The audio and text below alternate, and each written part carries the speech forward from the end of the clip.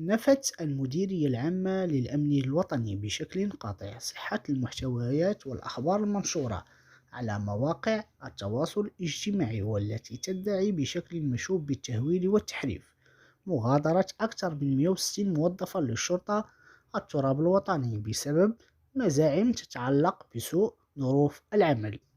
وذكر بلاغ للمديرية العامة أنه تبديدا للإشاعات والتأويلات المغرضة التي واكبت هذا الموضوع، تؤكد المديرية العامة للأمن الوطني أنه عدد الحالات التي طبقت بشأنها مسطرة ترك الوظيفة والعزل بسبب تمديد العطلة السنوية خارج أرض الوطن والانقطاع عن العمل بدون مبرر بلغت خلال سنة 2022 والنصف الأول من السنة الجارية 38 موظفا، وذلك خلافا للمؤشرات الرقمية المغلوطة التي تم الترويج لها بشكل مبالغ فيه.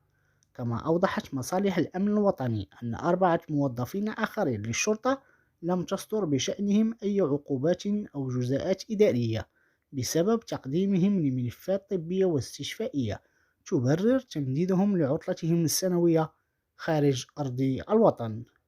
وإمعانا في التوضيح، شددت المديرية العامة للأمن الوطني على أن الأبحاث الإدارية التي باشرتها المصالح المكلفة بالتفتيش وبتدبير الموارد البشرية خلصت إلى أن جميع الحالات المذكورة انقطعت عن العمل بشكل غير مبرر لدواعي شخصية أو عائلية، وليس بسبب دوافع مهنية أو